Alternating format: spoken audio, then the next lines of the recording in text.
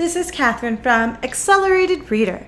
Today I will be reading The Little Lost Fishing Cat, stories from Sri Lanka Book 3, written by Nadishka Aloysius, illustrated by Abdul Cader. Before I begin, I would like to give a huge thanks to author Nadishka Aloysius for sending us this book to read on our channel. In the description below, I have included links so that you can find more books written by Nadishka Aloysius.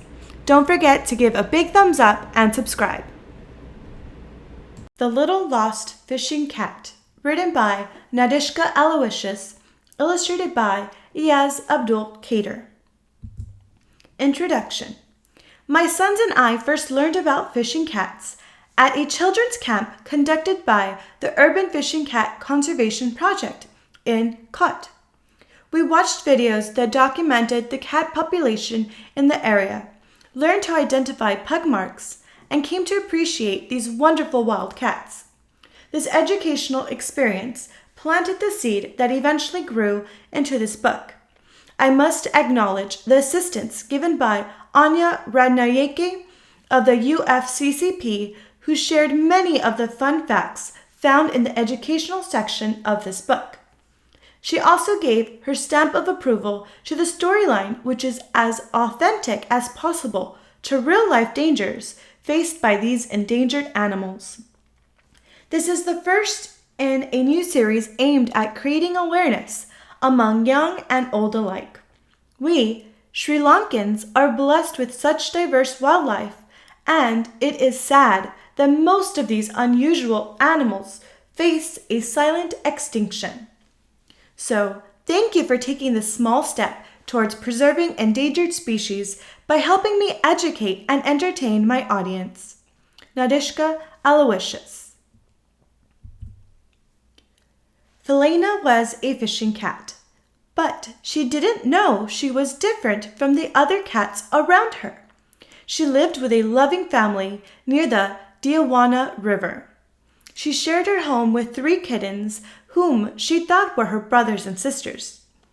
She played with them, she ate with them, and she slept with them. Shay, Sherry, Loco, Puis, and Felina were the best of friends. Life was good. One day, she heard a visitor say, "That's no house cat. That's a fishing cat.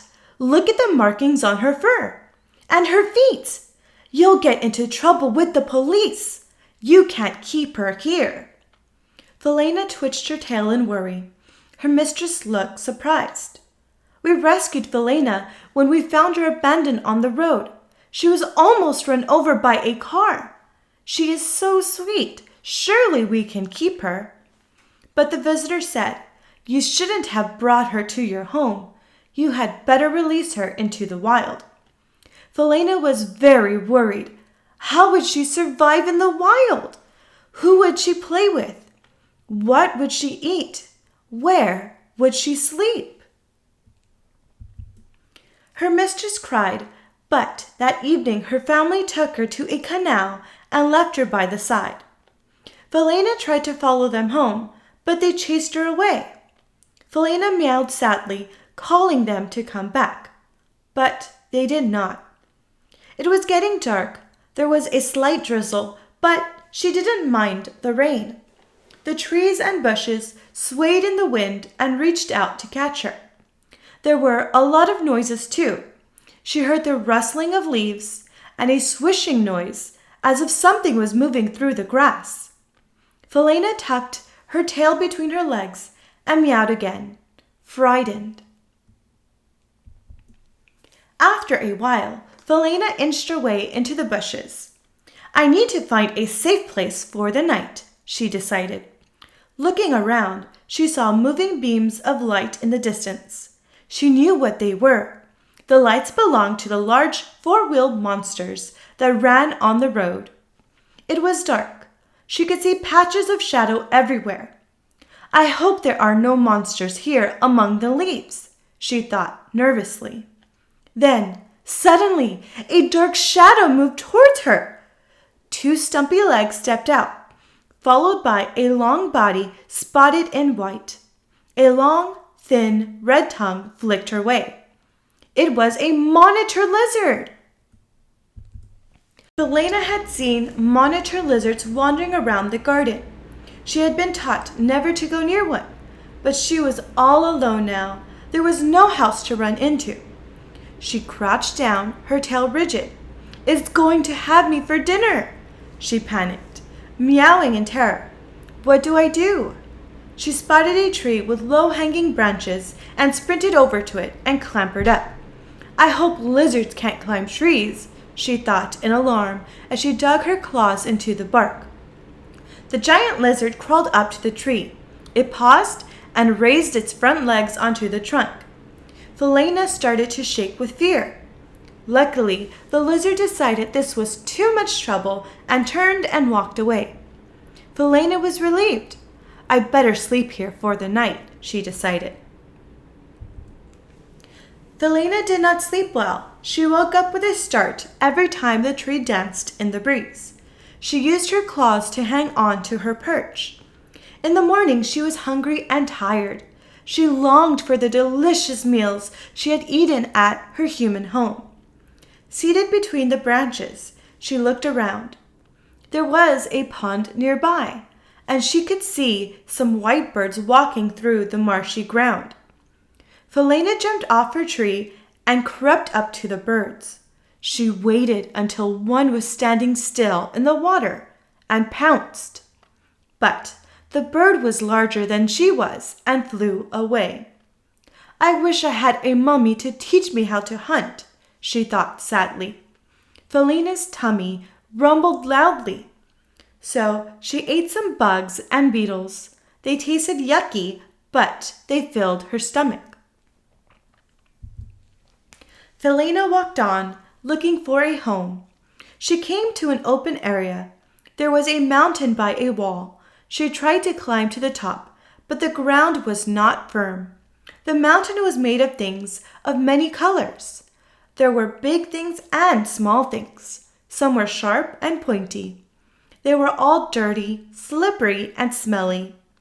Felina tried to eat some of it, but it tasted worse than the bugs. Suddenly, she heard human voices and hid behind a large bag. Some people came to the mountain and threw more smelly stuff onto it. Felina wrinkled her nose in disgust. This was no place for a cat. The sun set. It was nighttime again. Felina walked and walked until her paws ached. She found herself near a long tunnel-like drain. There was a little water flowing through the middle. Felina's throat was dry, so she jumped in to have a drink. Suddenly, she saw two large eyes glowing in the darkness. "Another monster!" thought Felina, terrified. But she was too weak to run away.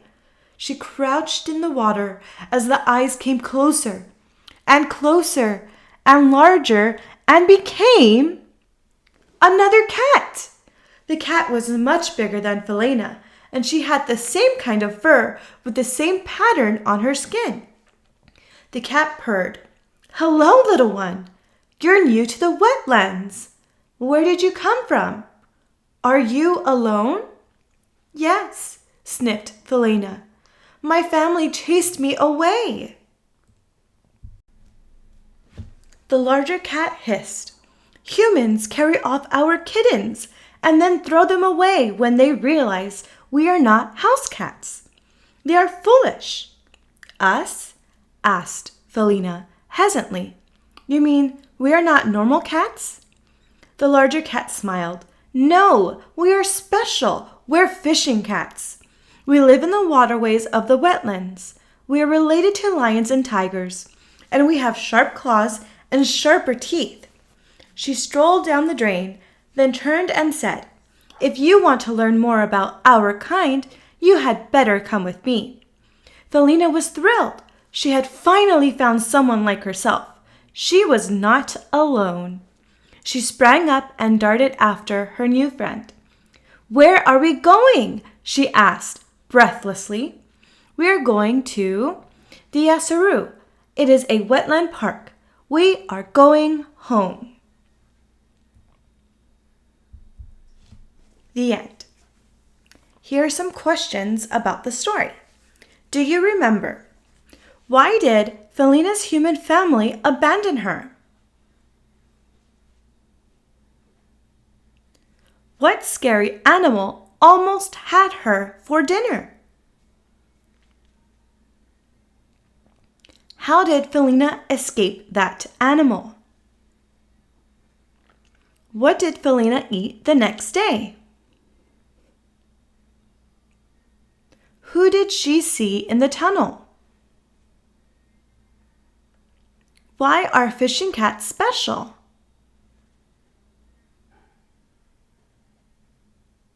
Did Felina find a home at the end?